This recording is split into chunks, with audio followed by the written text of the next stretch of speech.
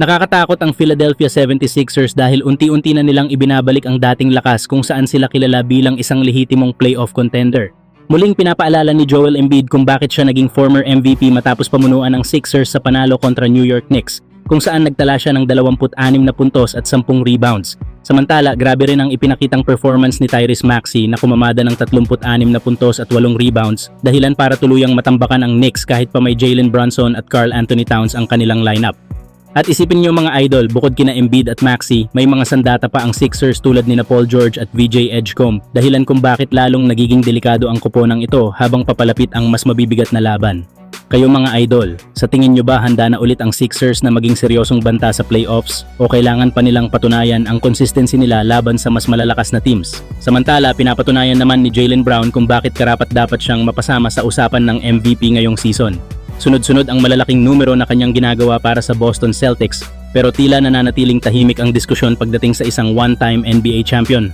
Kanina laban sa Los Angeles Clippers na pumasok pa na may 6 na sunod na panalo at may Kawhi Leonard na nagpapakita rin ng mala MVP na laro, wala pa ring nakapigil kay Brown matapos siyang sumabog para sa 50 puntos. Mas lalong tumitindi ang kaso ni Jaylen Brown dahil nagagawa niya ang ganitong klaseng performance kahit wala si Jason Tatum sa lineup ng Celtics.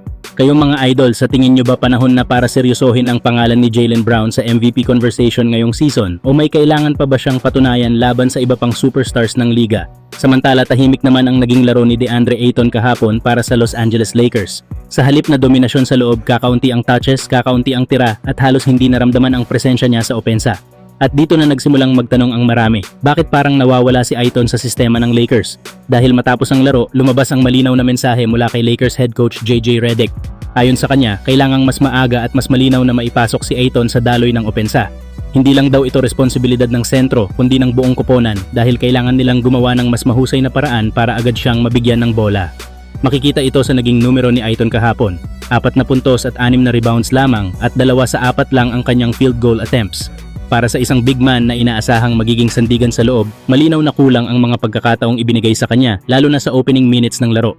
Ipinaliwanag pa ni Redick na kapag nahuhuli ng nahahanap si Ayton, nawawala ang kanyang ritmo at hirap na siyang maka-impact sa opensa. Kapag maaga siyang nasasali sa pick and roll at post plays, mas nagiging agresibo siya at mas nabubuksan ang laro ng Lakers. Ito ang dahilan kung bakit nais ng coaching staff na mas intentional ang Lakers sa pagbigay kay Ayton ng touches sa simula pa lang ng laban. Para sa Lakers, malinaw ang mensahe. Kung gusto nilang mas maging consistent ang opensa at mas maging banta sa loob, kailangan magsimula ito sa maagang involvement ni DeAndre Ayton. Kayo mga idol, sa tingin nyo ba dapat bang mas iikot agad ang opensa ng Lakers kay Ayton sa unang bahagi ng laro?